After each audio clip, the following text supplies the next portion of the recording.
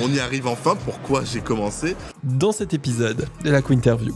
J'étais à Paris avec mon copain et en passant devant Bar le Raid, on tombe devant Qui sont deux queens de Drag Race US. Drag Race US qui ont une popularité énorme. Et à je sais plus quel moment, mon copain dit mais Clyde il fait du drag, regardez, et il sort une photo. Et là les deux me regardent et elles me disent mais t'as du potentiel, donc tu vas arrêter de faire ça dans ta chambre, tu vas sortir et tu vas faire du drag. La Quinterview. I am the queen of drag. Hello à tous et bienvenue dans la Quinterview. La Quinterview, qu'est-ce que c'est ? C'est un podcast d'interview libre, ouverte et inclusive qui vous ouvre les portes du monde merveilleux des artistes queer. Drag queen, drag king, drag queer, club kid, créature, plus l'infini et au-delà. Ici on parle de vie de drag, de vie out of drag, de construction artistique, de processus créatif. Je suis toujours Bip et la curiosité est mon plus beau défaut. Aujourd'hui pour ce nouvel épisode de la Quinterview, non, je ne suis pas au salon de l'agriculture, c'est un épisode qui est enregistré depuis la Felicita à Paris dans les coulisses d'un événement organisé par le collectif Cours des Miracles et hosté par la fameuse Coco Ricard. Pour commencer, merci à elle. Aujourd'hui, j'ai décidé d'inviter un ou une artiste qui fait du drag depuis moins d'un an et demi. Elle est originaire de Guadeloupe, mais c'est à Lyon qu'elle a planté ses faux ongles il y a une dizaine d'années. Son drag est glamour, elle se définit comme étant une diva de proximité. En même temps, quand tu es inspiré d'Aretha Franklin, de Whitney Houston, de Tina Turner et de ta mère, il n'y avait pas d'autre issue. Enfin, quand je dis ta mère, c'est la sienne. Sauf si ta mère, c'est une diva. Bref, bienvenue pour ta Quinterview, Aphrodite Amour. Ouais, merci. J'ai l'impression que l'intro t'a perturbé. Je savais pas si on parlait de ta mère ou ma mère ou... Globalement, on parlait de ta mère. Ta mère est une diva. Ma mère est une diva. Je me suis pas trompé. On se trompe jamais en disant que ma mère est une diva, c'en est une. Est-ce que tu es prêt pour ta Quinterview ? Absolument prête. Ok, formidable. D'ailleurs, avant de commencer, quels sont tes pronoms ? Comment je m'adresse à toi ? Alors, là, vu que je suis en train de me maquiller, on est à moitié entre il et elle. À la fin, on sera sur elle. En général, c'est il. Ok, ça marche. Donc, voilà, effectivement, on entend beaucoup de bruit autour de nous. C'est parce que nous sommes à la Felicita et donc forcément, c'est en plein air. Donc, forcément, il y a un petit peu de bruit, mais ça va être quand même un épisode très très sympa. Donc, voilà, je suis devant Clyde qui est en train de se transformer en Aphrodite Amour. Dans un premier temps, avant de parler avec Aphrodite, tant qu'on a déjà encore Clyde devant moi, je voulais savoir un peu où est-ce que tu as grandi et quelles sont tes origines. Alors, je suis d'origine guadeloupéenne. J'ai grandi à Petit-Bourg, du coup, en Guadeloupe, au milieu de 3 frères et sœurs, une mère et un beau-père. J'ai fait l'aller-retour un petit peu toute ma vie.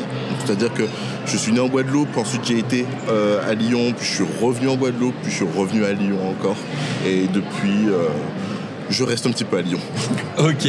Comment c'était de grandir en Guadeloupe ? Alors, la Guadeloupe, c'est magnifique, c'est fantastique. Je pense que je ne changerai pas mon passé. Mais la terre de champion n'est pas une terre d'acceptation. Être un enfant queer et grandir en Guadeloupe, c'est peut-être pas la chose la plus facile du monde.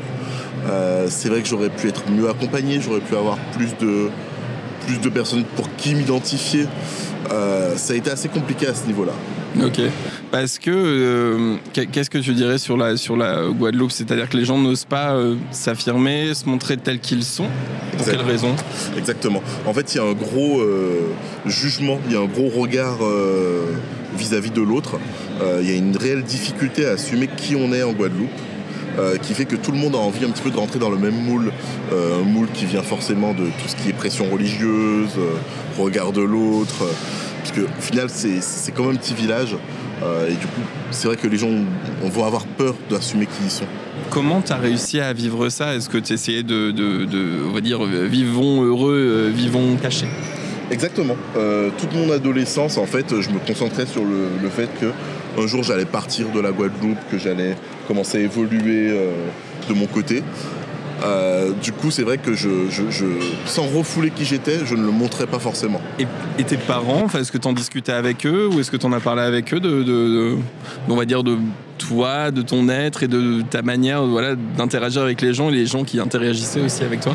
Alors, j'ai fait un premier coming out à ma mère quand j'avais 14 ans, où clairement elle m'a dit de revenir dans le placard.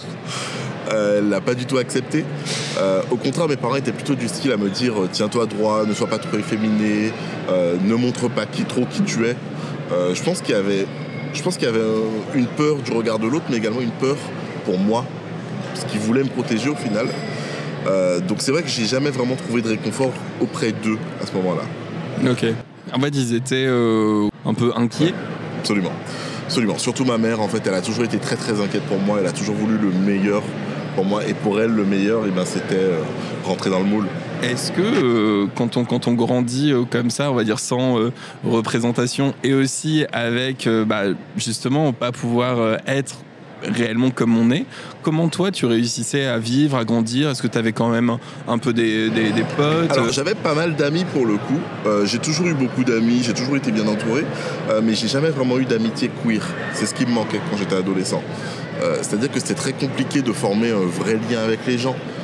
Quand je dis que j'avais beaucoup d'amis, c'est que j'avais beaucoup de personnes qui m'entouraient, mais je me suis jamais réellement senti très très proche d'une personne quand j'étais en Guadeloupe. Ok. Alors comment tu t'occupais? Alors, les livres, les jeux vidéo, quoi d'autre? Tout ce qui était fantastique, en fait, tout ce qui pouvait me permettre de m'évader, de partir de la Guadeloupe pendant quelques heures, c'était mon jeu préféré. Ah ouais, c'est vrai. Donc en fait, tu essayais de t'évader, quoi. Absolument. Absolument. Pour moi, tout ce qui était fantastique, donc comme je disais, les livres, les jeux vidéo, les séries même, surtout, c'était vraiment le meilleur moyen en fait de m'évader, de ne plus être en Guadeloupe pendant un petit moment. Et du coup, ça me permettait de rêver, de supporter la situation. Tu lisais beaucoup? Je lisais énormément. Oh mon Dieu, une drag queen qui lit. On est 4 en France, mais... Oh mon Dieu, et j'en ai une. Ah, il y a Coco Ricard qui dit... Elle lit aussi? Ok, très bien. C'est déjà ça, c'est déjà une lecture. Elle lit les images. Voilà. Les pages people. Ouais. Donc tu lisais quoi alors? Une centaine de livres par an? Une centaine de livres par an.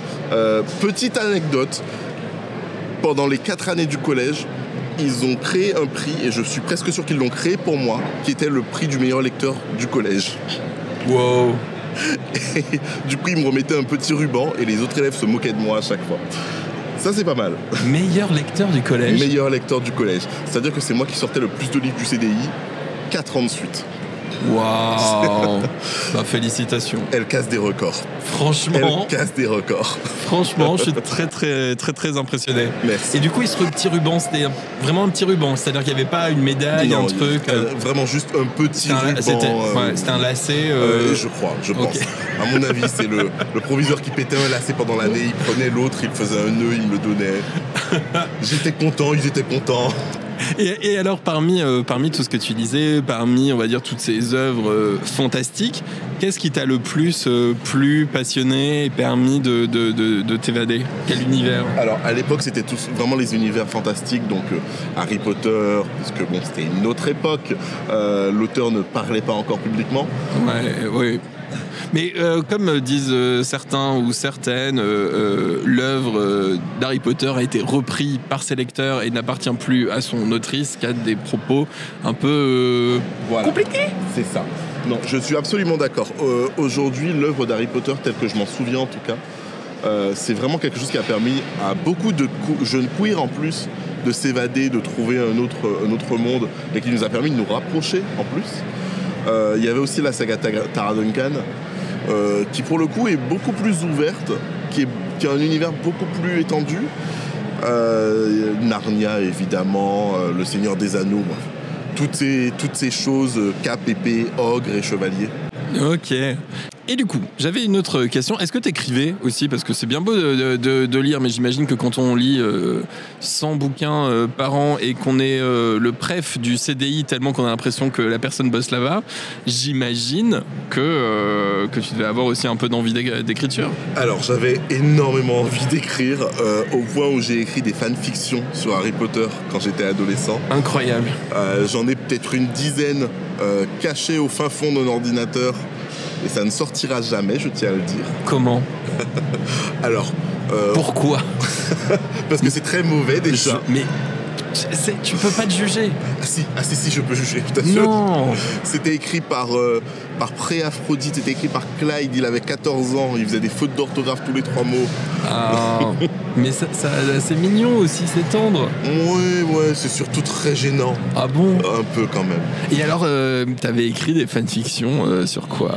Alors j'ai écrit des fanfictions sur Harry Potter, j'aimais bien mélanger justement ce que je connaissais et le monde d'Harry Potter, donc c'était Harry, Ron et Hermione qui allaient dans un lycée normal, ou c'était Harry, Ron et Hermione qui découvraient les réseaux sociaux. C'était pas mal de titres de trucs comme ça, j'aimais bien mélanger les deux univers. Encore une fois, c'était pas très bon, mais ça me faisait plaisir. Franchement, moi j'ai envie d'acheter les droits de ces fanfictions. Peut-être un jour. Peut-être un jour, mais vraiment, je ne sais pas pourquoi, je sens qu'il y a une pépite qui se cache là-dessous. Vraiment. Tout à l'heure, tu disais que voilà, c'était un peu compliqué avec les enfants qui avaient ton âge. Comment tu réussissais à répondre et à survivre à ça et aux moqueries un peu du quotidien? Alors c'était clairement, je pense comme beaucoup d'adolescents gays, comme beaucoup d'enfants queer, l'humour. Très tôt j'ai découvert que avoir une bonne répartie, ça empêchait de se faire casser la figure. Que si on rigolait avec quelqu'un qui se moquait de soi, en fait la personne avait plus tendance à se calmer plutôt qu'à continuer à s'énerver. Et je pense que ça a beaucoup bâti ma personnalité jusqu'à aujourd'hui. Dans des situations compliquées, je préférais rire ou trouver une blague plutôt que de m'apitoyer sur moi-même ou paniquer. Et donc t'as gardé ça tout le temps? Oui, absolument. Jusqu'à aujourd'hui. Comme tu disais tout à l'heure, en fait, donc t'as grandi en Guadeloupe, t'es venu à Lyon quelque temps, puis t'es reparti en Guadeloupe. Quand est-ce que tu es revenu à Lyon, et quand est-ce que tu as vraiment quitté la Guadeloupe pour venir faire des études? Et déjà, qu'est-ce que tu voulais faire quand tu serais grand? Alors, quand j'étais adolescent, justement, grâce à toute cette lecture, tous ces livres, ces séries, j'ai rapidement eu envie de devenir prof d'anglais. J'avais envie de partager un petit peu tout cet univers que j'avais bâti avec des élèves. Et j'adorais la langue anglaise. Du coup, je suis venu à Lyon pour faire des études de langue, littérature étrangère. Alors au final, la vie a fait que je n'ai pas pu continuer. J'ai dû arrêter en 2e année et j'ai dû commencer à travailler. Mais du coup, je suis venu à 18 ans, c'était en 2015. Ok, et du coup, venir habiter dans l'Hexagone, est-ce que c'était une libération pour toi? Pour moi, c'était vraiment une libération queer. C'était qu'à partir de ce moment-là, en fait, à partir du moment où j'ai posé le pied à Lyon, j'ai plus besoin de me contrôler quand je marchais, que je roulais des hanches, ou que je parlais, que je bougeais les mains, ou que je levais les yeux au ciel, ou que j'avais une expression un peu trop efféminée. À partir de ce moment-là, j'ai pu arrêter de contrôler tout ce que je faisais. Et c'est vraiment un poids qui m'est sorti des épaules. Parce que jusque-là, tu maîtrisais complètement, on va dire, ta corporalité dans l'espace public, en permanence. Absolument, en permanence. C'était quelque chose auquel, au final, je ne réfléchissais même plus, mais qui était toujours, en arrière-plan dans mon esprit. Tiens-toi droit, ne marche pas comme ça, ne fais pas ceci, n'utilise pas telle expression. Faut pas que ta voix monte, faut pas que ta voix descende. Il faut tout le temps garder un ton assez monotone pour pas que les gens remarquent que tu es différent. J'imagine que ça doit être une sacrée pression au quotidien d'être toujours dans le contrôle. C'est vraiment que très récemment que j'ai remarqué à quel point j'avais commencé à lâcher prise et que qu'au final ça m'avait bousillé pendant des années. Je pense que même physiquement ça m'a créé des problèmes de dos, des tensions musculaires. Parce que pendant toutes ces années, je devais contrôler et faire attention à la moindre chose que je disais ou que je faisais. Ok. Et qu'est-ce que ta vie à Lyon a changé en plus de ça? C'est-à-dire, est-ce que ta manière de t'habiller a changé? Tes rencontres aussi ont changé? Qu'est-ce que ça a changé dans ta vie, ton arrivée à Lyon? Alors, mon arrivée à Lyon, au niveau du vestimentaire, je pense que j'ai pas tellement changé. J'ai toujours eu le style vestimentaire de Blaine dans Glee. Bon ou mauvais.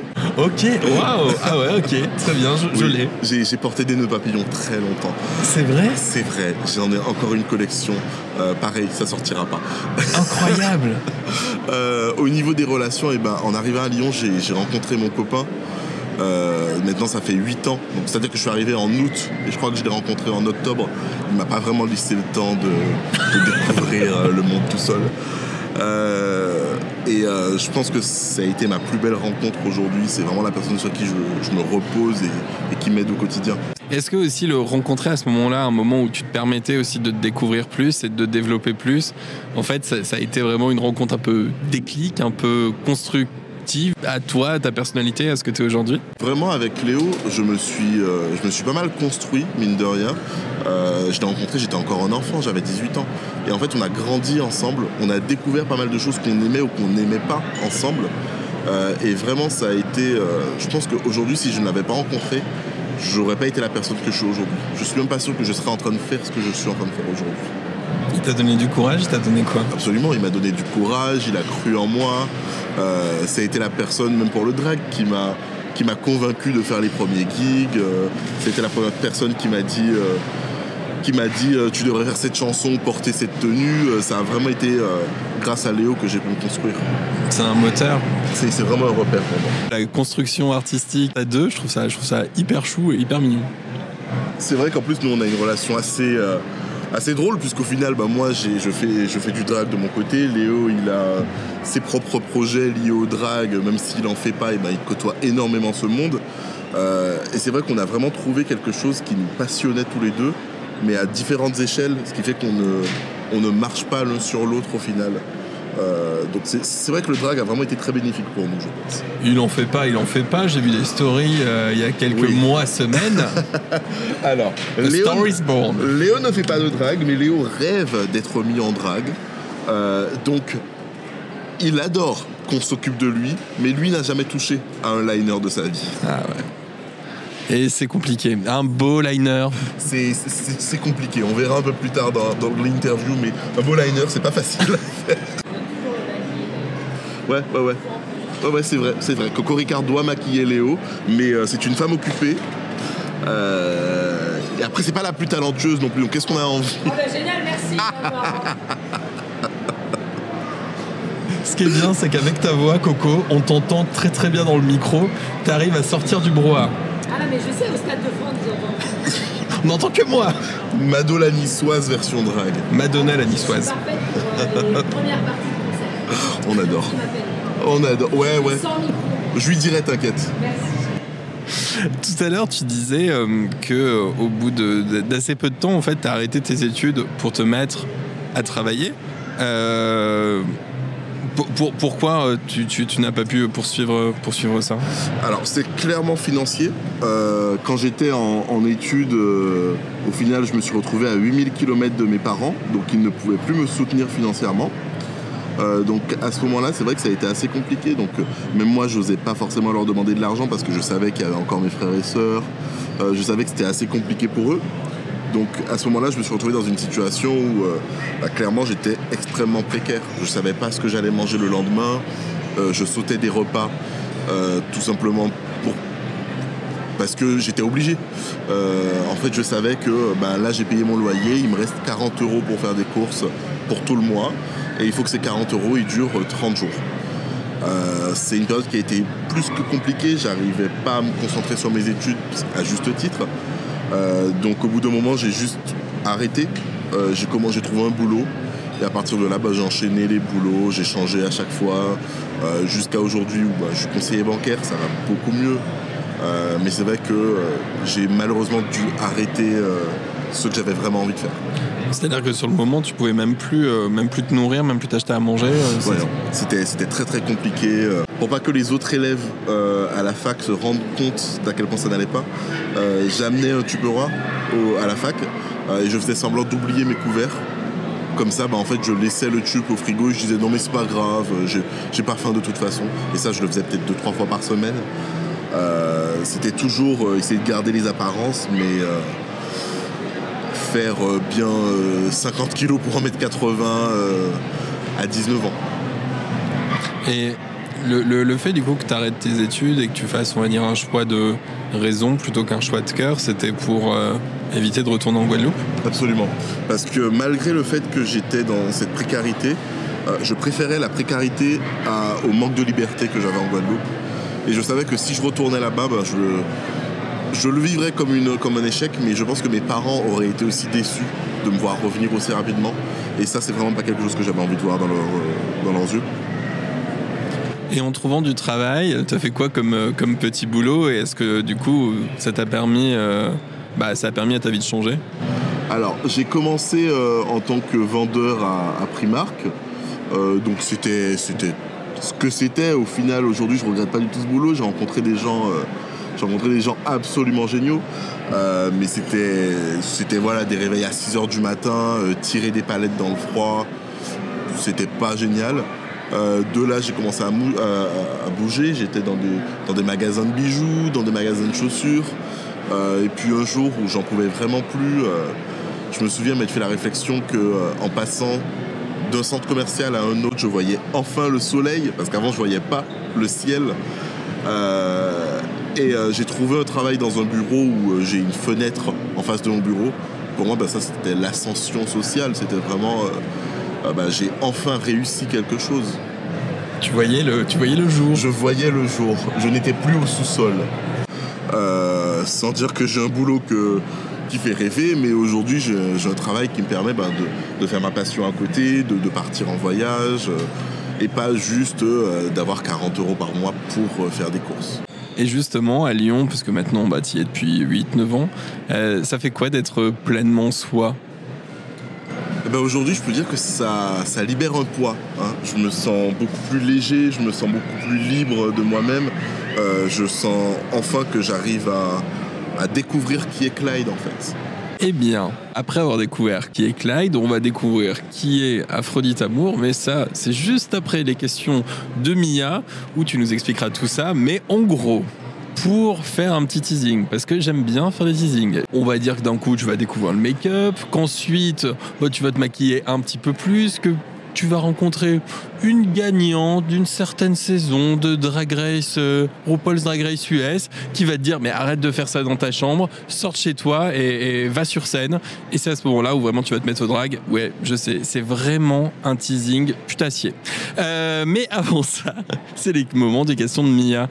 Mia, c'est mon assistante éditoriale, elle est là, elle se pose des questions, elle est allée enquêter sur toi et sur tes réseaux sociaux. Du coup, elle a des questions. Mais avant tout, maintenant, Mia, elle a même ce qu'on appelle un générique. Bonjour, je m'appelle Mia, j'ai 4 ans et demi. Aujourd'hui, je suis disponible. Bienvenue à Mia Question. Eh bien, bonjour Mia et bienvenue à Mia Question, comme elle le dit elle-même. Une première question pour notre amie Aphrodite. T'aimes bien t'habiller de couleur? Alors clairement oui. Aphrodite en noir, c'est pas vraiment ce qu'on voit le plus. On est plutôt sur des couleurs sobres et délicates telles que le rose fuchsia ou le violet. Parce que Mia, alors elle avait énormément de questions sur toi, donc du coup il a fallu que je fasse une sélection, mais elle était prolixe. Vraiment ton compte Instagram là, l'a vraiment inspiré. Une nouvelle question de Mia. Pourquoi tu t'appelles Aphrodite Amour? Alors Aphrodite, AFRO comme un afro car je suis non pas noir mais joli. Et amour parce que... C'est très drôle. Et amour, merci. Amour parce que je voulais tout simplement une allitération avec Aphrodite, quelque chose de positif et qui rappelle mon nom, tout simplement. Ok. Et donc, quand tu dis que tu t'appelles Aphrodite Amour, quand tu t'appelles Aphrodite Amour, est-ce que c'est aussi pour dégager, je sais pas, quelque chose de chaleureux? Bien sûr, je voulais un nom qui rappelle le drag que je fais, donc en fait quelque chose de chaleureux, quelque chose d'agréable, quelque chose qui donne envie de sourire. Et on est passé par quelles étapes en termes de nom? Est-ce que ça a tout de suite été Aphrodite Amour ou est-ce qu'il y a eu un processus déjà de recherche de noms? Alors, il y a eu quelques noms atroces avant. Donc on a eu Head Over Hill, qui est un jeu de mots, mais du coup c'était en anglais. Je me suis dit, tu fais du drag en France. Je comprends pas ce jeu de mots. Quel est ce jeu de mots? Head Over Heels. Ok. Donc tomber en fait. Ah. Okay. Voilà. Tout simplement. Non mais au moins, voilà, ça a le mérite de pas exister. Voilà. Donc c'est suivant. Génial. On a eu Clyde et Chat, qui est juste Clyde mais avec une féminisation, donc c'est également très très nul. Clyde Deschat. Clyde Deschat. Ah, comme Clyde Deschat. Exactement, ok. voilà. Parce que moi, ce que j'avais compris, c'était Clyde et chat, tu vois, et un chat. Ah non, Clyde Deschat. Oui, Ok. Non, c'est encore plus nul Ok. c'est atroce. Très bien. Donc il y a eu Clyde Deschat. Je pense que c'était les deux principaux. Hein. Ah non, si, il y a eu Nayanka Lapointe. Parce que La Pointe, c'est une ville en Guadeloupe. Ok. Enfin, Pointe-à-Pitre, mais au créole, on dit La Pointe. Et du coup, je me suis dit que oui, ça pourrait être sympa, ça rappelle mes origines, mais en fait, c'est juste moche. Non mais tu vois, au final, hein, on a bien fait d'arriver assez rapidement à Aphrodite Amour. Oui. Nouvelle question de Mia. Combien de perruques que tu as? Merci, très bonne question. J'en ai très très peu. Je crois que j'ai 5 perruques, pas plus. Parce que je suis très très très difficile et que les meilleurs perruquiers ne sont jamais disponibles. Ok, et du coup tu fais des perruques qui ressemblent à quoi alors? Alors pour moi, une belle perruque, elle est très généralement blonde et dorée et elle touche le ciel. Blonde et dorée et elle touche le ciel. Ok, c'est poétique. Tu vois, c'est ça en fait une drag queen qui lit. Un tout petit peu de culture. Est-ce que tu aimes faire du sport?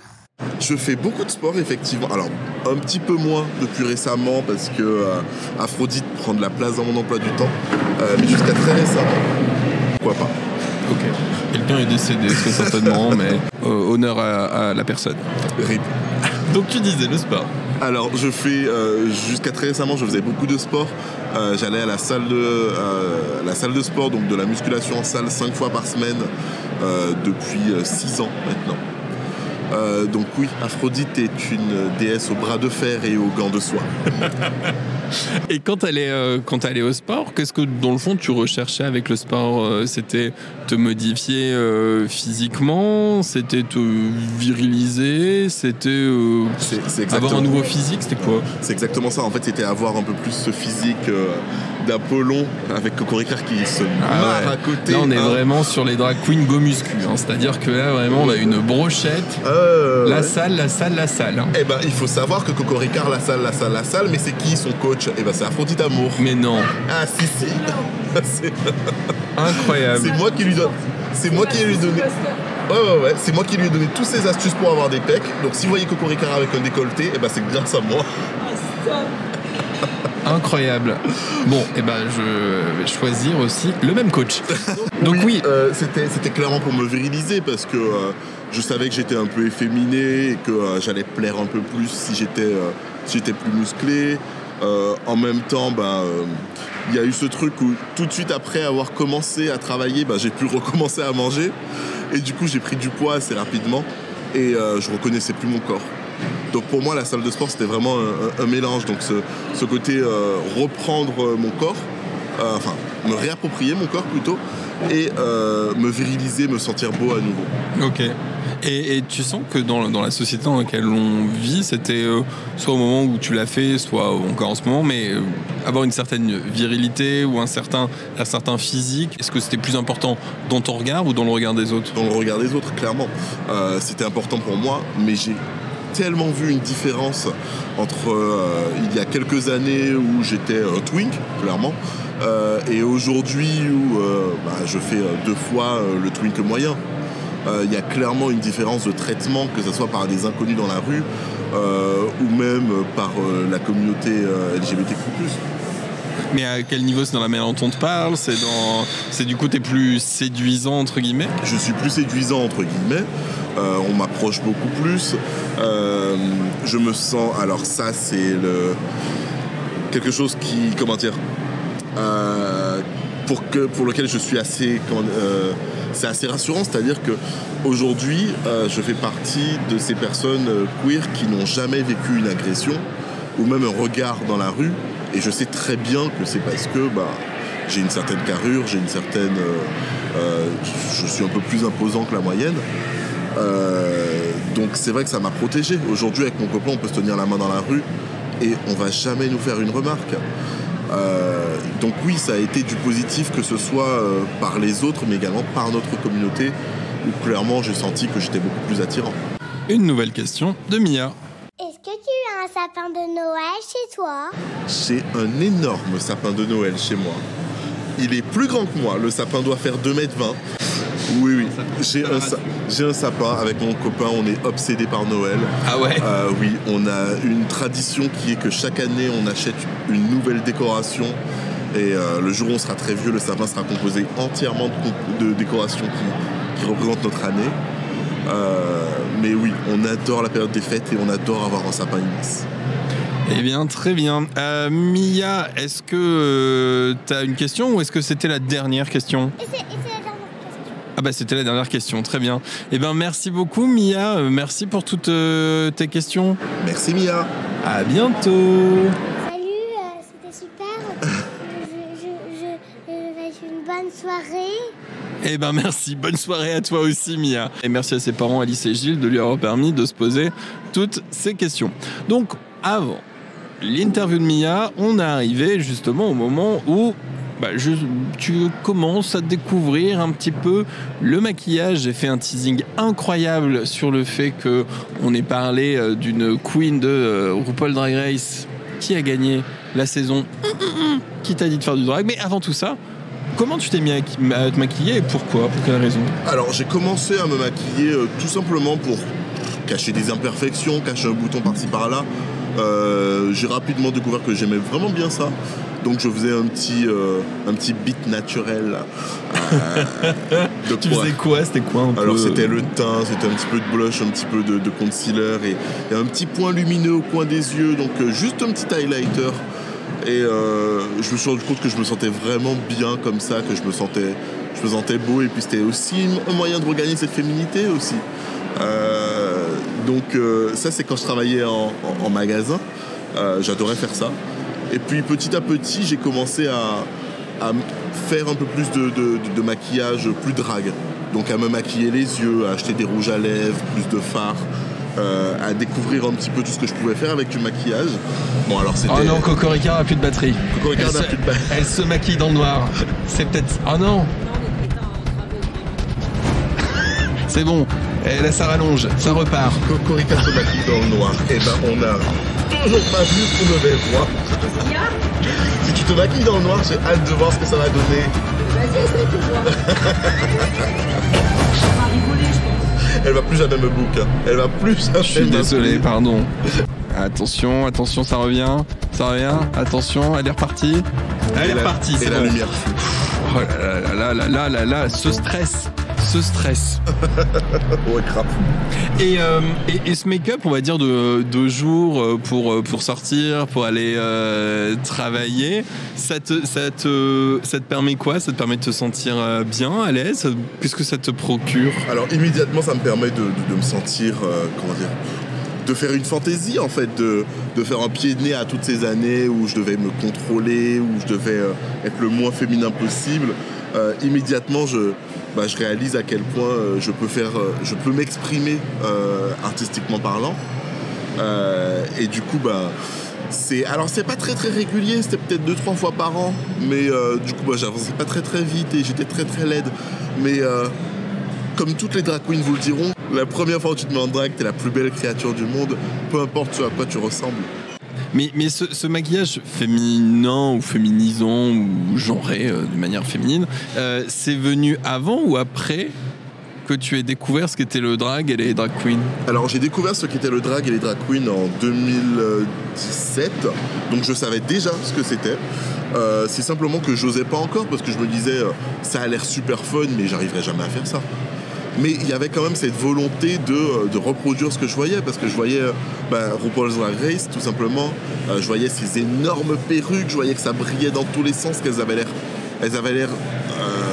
Parce que quand on commence Drag Race et qu'on est très jeune, on a l'impression que c'est des super-héroïnes. On a l'impression qu'elles font quelque chose qui est quasiment impossible à réaliser, parce qu'elles le sont, elles sont très talentueuses. Et du coup, j'avais un petit peu ce fantasme. Je me disais, peut-être qu'un jour, moi aussi, je monterais sur scène avec les talons et les froufrous et le boa. Mais pour moi, c'était vraiment quelque chose d'irréalisable. Si je comprends bien, en fait, plus que performer le genre, la féminité, etc., il y avait un côté un peu vivre la fantaisie qu'elles ont l'air de vivre à travers justement leur look, femme, tout ça, leur perruque, leur wig. En fait, il y avait une sorte d'amusement qui avait l'air de t'attirer.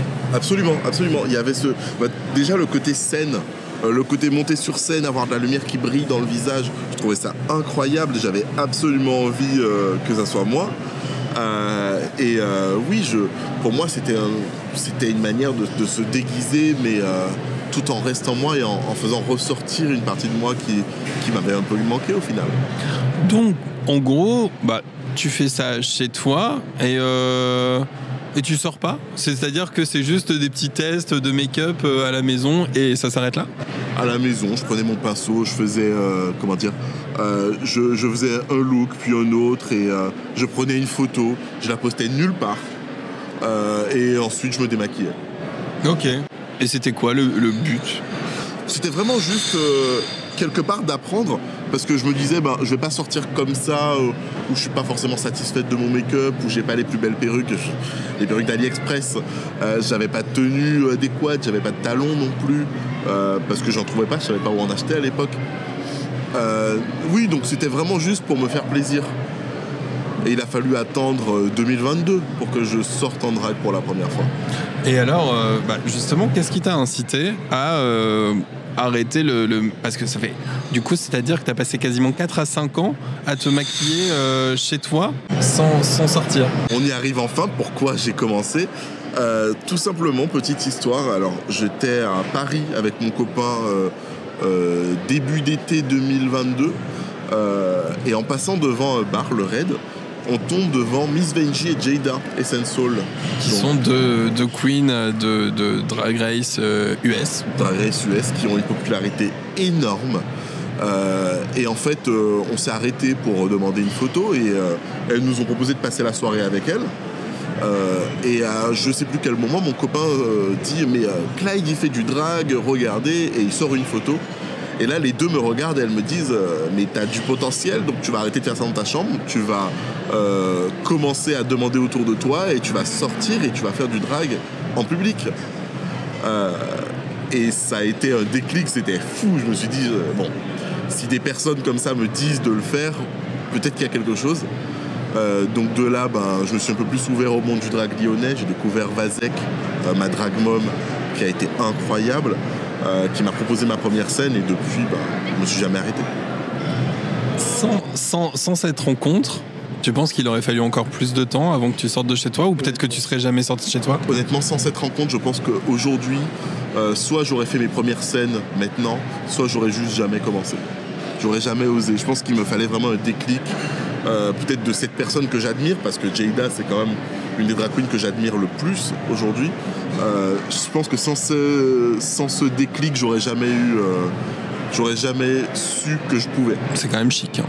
Merci. C'est quand même chic, c'est quand même classe. Voilà, qu'une gagnante de RuPaul Drag Race te dise vas-y, en fait, pourquoi tu le fais pas, sors de chez toi. C'est quand même, ça arrive pas à tout le monde. Non. J'avoue que j'ai eu beaucoup de chance là-dessus. Et puis, en plus, après, Jada, Léo et moi, évidemment. Jada est restée en contact avec nous. On s'est revus quelques fois depuis. Et c'est vrai qu'elle a toujours été extrêmement... c'est quelqu'un qui supporte beaucoup les gens, qui est très, très ouvert aux gens et aux fans, du coup. Et c'est vrai que je pense que je lui dois beaucoup aujourd'hui. Elle le sait ? Je ne sais pas si elle sait à quel point je fais du drag aujourd'hui, mais elle sait que je fais du drag parce qu'on s'est revus depuis et elle a continué à m'encourager dans cette voie. J'ai essayé plusieurs de ses perruques. Oh. Des perruques de Jada Essential. Oh. Rien que ça. La personne est chic. La personne est chic. Qu'est-ce que le drag te procure ? Alors aujourd'hui, le drag pour moi, c'est vraiment cette sensation de liberté quand je suis sur scène, de proximité avec les gens. C'est vraiment quelque chose qui m'a toujours que j'ai toujours aimé, la proximité avec les gens, rencontrer les gens, faire dégager une émotion. Et avec Aphrodite, ça me permet de faire ça, tout en conservant Clyde, tout en conservant une certaine pudeur. Et c'est un petit peu comme si j'avais ma propre identité secrète au final, comme si j'étais un petit peu un super-héros qui fait passer un bon moment 10 minutes par semaine à un groupe de personnes. Et ensuite qui retourne dans son anonymat. T'aimes ça, on va dire ce rôle de super-héros, ça te plaît ? J'adore. J'adore. Pour moi, quand les gens viennent me dire j'adore tes performances, on se sent bien quand on te regarde, c'est rassurant, c'est la meilleure chose au monde. C'est vraiment le rapport avec les gens qui me plaît le plus dans le drag. Si on devait fermer les yeux, t'écouter, nous décrire Aphrodite Amour, elle ressemble à quoi? Aphrodite Amour, c'est ta drag tante. Hein, c'est une tantine, c'est une diva. Si on ferme les yeux et qu'on entend Aphrodite Amour, en général, ça fait clink, clink, clink, clink, clink, parce qu'il y a du bijou qui bouge de partout. Ça fait gling gling. Ça fait gling gling. Il y a de la grosse perruque, il y a du sequin, il y a du brillant. Pour moi, Aphrodite, c'est vraiment ce type de drag qui est très réconfortant. Comme tu disais, c'est ta diva de proximité. On a tous besoin d'une diva de proximité. On a tous besoin d'une diva dans le Vival d'à côté. Ouais, trouvez bientôt toutes vos drag queens préférées dans votre Vival d'à côté. Ah, je leur souhaite pas. Et quelles sont tes inspirations en drag? Est-ce qu'il y a des personnes qui t'inspirent, connues ou moins connues? Alors, ma première inspiration en drag, c'est évidemment ma mère. Oui, Coco, toi aussi. C'est évidemment... Quelle inspiration. Comment être inspiré par Coco? Comment ne pas être inspiré par Coco? Ouais. Si tu devais être inspiré par Coco sur quelque chose, tu lui prendrais quoi? Ses grosses perruques. Ça bam bam. Ouais. Coco a une wig que j'essaye de lui voler depuis longtemps maintenant. Hein. Ah ouais. Une wig plus grosse qu'elle et elle veut pas me la laisser. Merci. Avec un wig cap. Franchement, c'est sympa. Un petit lot comme ça, des familles. Merci Coco. Bah oui, parce que tu dis des familles, mais Coco Ricard, c'est ma tante, puisque c'est la sœur de Vazek. Mais après, Coco, c'est la sœur de tout le monde.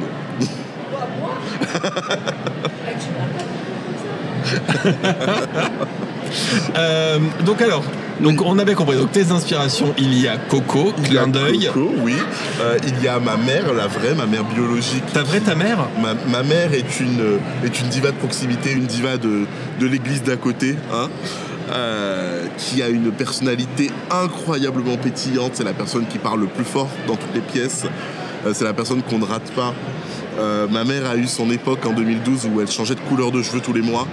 Donc elle a eu les cheveux roses, bleus, verts, violets et j'en passe. Incroyable. Elle a des perruques, elle a une tenue pour chaque occasion, une paire de talons pour chaque occasion. Ma mère, c'est la première drag queen que j'ai connue. Mais tu savais que ta mère c'était une drag queen avant de savoir ce qu'était... Enfin je sais pas, avant de découvrir RuPaul Drag Race par exemple? Pas du tout. Pour moi, ma mère c'était juste une femme un peu extravagante. Bon alors j'essayais ses perruques quand j'étais petit. J'adorais jouer dans ses perruques. Je sais pas si elle est au courant jusqu'à maintenant que je jouais avec ses perruques. Tu jouais avec ses perruques? Je jouais avec ses perruques, elle en avait plein. Elle en avait vraiment des dizaines et des dizaines. Je me souviens que quand j'étais petit, une fois ma mère était en retard pour me chercher à l'école. Et on m'a demandé à quoi elle ressemble ta maman. Et j'ai dit, ce matin, elle était blonde. Et elle est arrivée et elle était rousse. C'est très très drôle. Ça a été ma mère toute mon enfance. Mes tantes, évidemment, puisqu'elles sont toutes comme ma mère. J'ai une tante que ma mère appelle Barbie, tellement elle a un niveau élevé.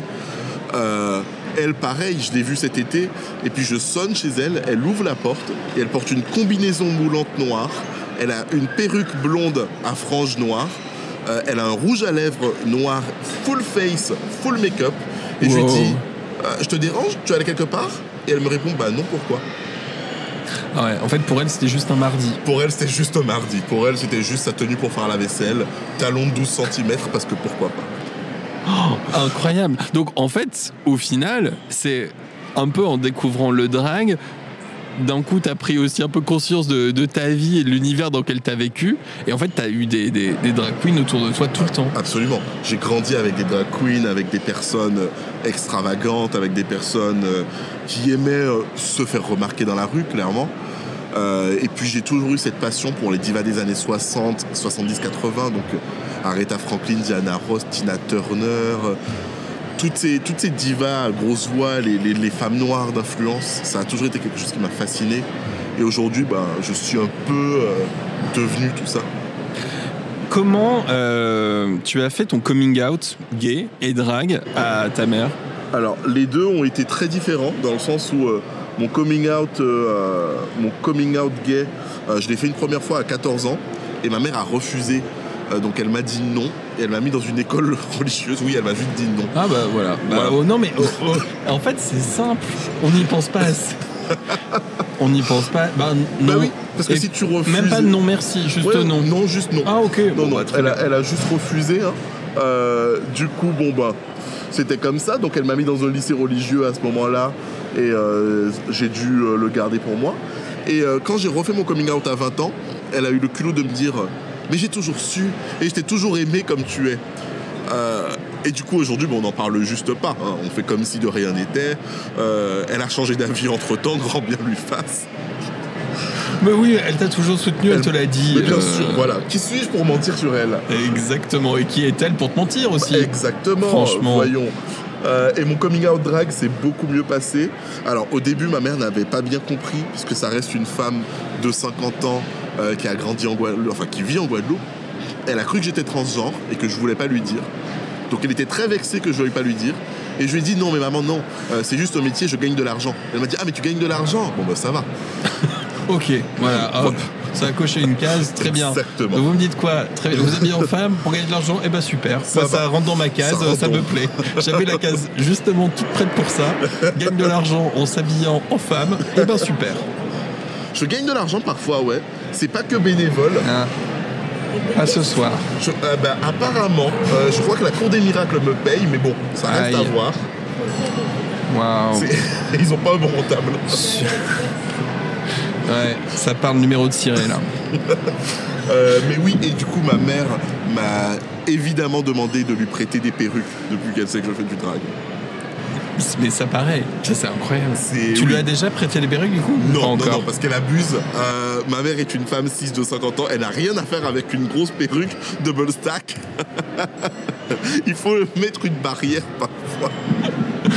Oh non, mais franchement, et t'aimerais qu'elle te mette en drague. Franchement, moi j'aimerais trop qu'elle te mette en drague à sa manière et que toi tu la mettes en drague à ta manière. En vrai, ça serait incroyable. Ça serait incroyable. Ça serait incroyable. Mais je pense que la prochaine fois que je vais en Guadeloupe et que je me motive à ramener du drag, ce qui sera sûrement jamais, hein, soyons honnêtes, un jour je mettrai ma mère en drague à mon avis. J'ai hâte qu'elle se voie aussi blonde et aussi maquillée. Franchement, je suis prêt à être là pour documenter ça. Vraiment. Je t'appelle sans souci. Avec grand plaisir. Est-ce que tu as des anecdotes, des choses qui te sont arrivées en drague ou des choses qui t'arrivent tout le temps quand tu es en drague ? Petit secret d'Aphrodite, je tombe tout le temps. Aphrodite tombe tout le temps. Alors, de base, c'est Clyde qui tombait tout le temps. Mais Aphrodite n'a pas le même centre de gravité parce qu'elle a un corset, elle a des pads. Du coup, il a fallu réapprendre pas à marcher en talons mais à marcher. Et du coup, je me casse la gueule une fois sur deux quand je suis en gig. La dernière fois que j'ai performé dans un restaurant, il y avait une fissure dans la dalle du resto. J'ai coincé mon talon, je suis tombé. J'ai performé avec un talon sous la chaise d'un des clients. Et au moment où j'ai récupéré mon talon, je suis retombé. Ah oui, c'est des cascades. C'est intense, c'est intense. D'accord, ok, intéressant. Donc c'est-à-dire que là, ce soir, parce que évidemment, juste après cette interview, je vais te regarder performer, potentiellement il peut y avoir une cascade. 50% de chance. Aïe, aïe, aïe, aïe, aïe, aïe, aïe. En général, j'arrive à faire percer ça pour un mouvement de danse. Waouh, j'ai hâte. J'ai envie de faire une vidéo, je vais filmer comme ça non-stop. En attendant, je m'en fous des crampes, j'en ai rien à battre. Je veux une chute. La gamelle, ça... Elle n'est pas tombée, donc ça veut dire statistiquement ce soir, c'est ça. Ah oui, c'est sûr, c'est sûr. Yes. En plus, j'ai des nouveaux talons, je les ai jamais portés. Ah, c'est sûr et certain, je tombe. Bon, et franchement, si elle est tombée, vous le saurez et vous aurez la vidéo qui va avec. Je suis désolé, hein, pardon, c'est très malsain ce que je raconte là, mais bref, ça me fait rire, je crois que ça me plaît. Cette diva de proximité, est-ce que tu as l'impression que, entre guillemets, dans le drag, en France, dans la scène drag en France, il y a des gens qui font ce que tu fais, toi ? Pour le coup, pas vraiment.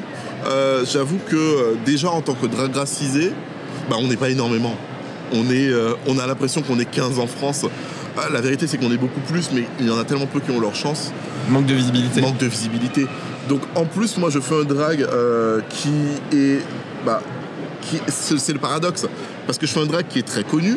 Le pageant, les gros cheveux, les tenues à sequins. C'est quoi le pageant pour expliquer à ceux qui ne connaissent pas? Alors le pageant, ça va être ce drag typiquement américain d'une drag queen où on est quasiment sur de la caricature. C'est du concours de beauté type Miss France. C'est du concours beauté type Miss France, mais plutôt Miss Univers. On est vraiment sur il faut qu'on te voit à 10 km.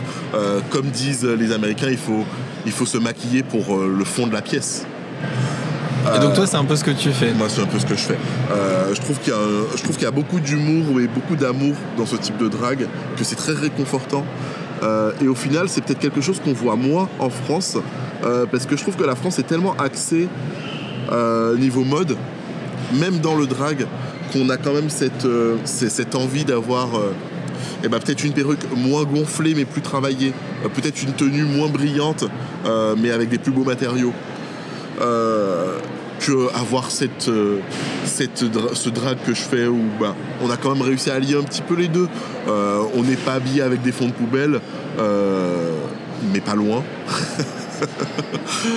Mais on a quand même cette générosité dans le drag qui est très américain, qui fait que je me suis pas mal démarqué au final. Et si on ramène ça au fait que je suis racisé, c'est vrai qu'il n'y a pas énormément de drags qui font la même chose que moi aujourd'hui.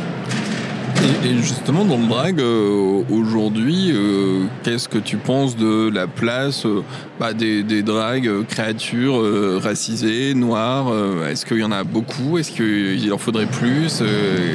Alors clairement, je pense qu'il faudrait beaucoup, beaucoup plus de drags. Alors, il y en a beaucoup. Donc c'est pas qu'il en faudrait plus, mais il faudrait qu'ils aient plus de plateformes.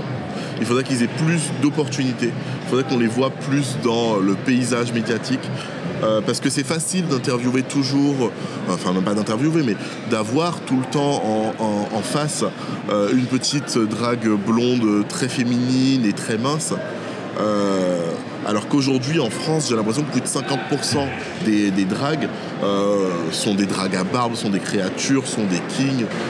Au final, le drag très féminin, c'est presque une minorité en France. Et pourtant, on a l'impression qu'il n'y a que ça. Et c'est vraiment dommage. Donc, on veut plus de drague différentes, en fait, c'est ça? Absolument. On veut du drag différent parce que le drag, c'est pas juste mettre une jolie perruque blonde et un joli tutu rose. Le drag, c'est tellement plus que ça. Et en disant ça, je me rends compte que ce soir, je portais une jolie perruque blonde tutu rose. Mais bon. Oui, mais le drag est complexe. Le drag est très complexe. Du coup, on a le droit de se contredire aussi. Exactement. Tu sais quoi, Aphrodite, on arrive bientôt à la fin de cette émission. Oh non. Mais si, mais ça, le temps passe à une vitesse. Et surtout, il y a Coco qui me regarde avec des yeux méchants en mode tu vas terminer ton interview, etc. Après, elle doit bosser la petite. Ouais. Avant de nous quitter, est-ce que tu as des recommandations culture, des recommandations, point d'interrogation? Déjà, je vous invite à suivre ce que fait la Cour des Miracles, puisqu'il me donne une opportunité aujourd'hui qui est pas mal. Hein. On dirait pas comme ça, mais c'est quand même des gens très talentueux. Déjà, ils vont penser que j'ai acheté un couteau sous la gorge. Mais parce que c'est le cas, Coco. Enlève ce couteau. Range ce couteau, Coco, range le couteau. Mais sinon, des recommandations, juste de suivre le drag en général, de s'ouvrir. Je pourrais pas vous recommander une personne en particulier parce qu'il y a tellement d'artistes incroyables, n'est-ce pas? En France. Ma mère, oui, Vazek, mais tout le monde connaît Vazek, j'ai pas besoin de la recommander. Vazek Tommy sur Instagram, qui est incroyable. Si, je suis obligé de vous le dire. Allez suivre Virgo Views et Léo fait son show. Je suis obligé contractuellement de le dire. C'est très bien. Je n'ai pas obligé de le mettre dans le podcast. Non, mais voilà, mais au moins tu recommandes ton amoureux et lui, il devra me recommander à un moment ou à un autre. On c'est va comme le forcer, ça. T'inquiète pas. It's a deal. Je vais prendre le couteau de Coco et il le fera.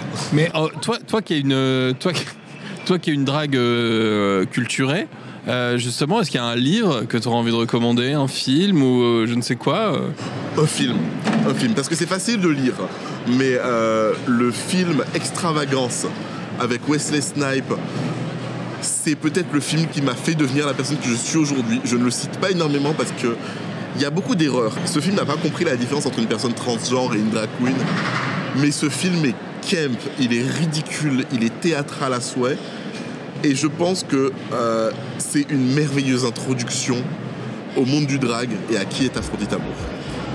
Très bien. Et on va aller Regardez ça, extravagance. Eh bien, merci beaucoup, Aphrodite. Merci. C'est la fin de cette émission. Est-ce que ça t'a plu? Ça, j'ai adoré. Ah, est-ce que tu recommandes?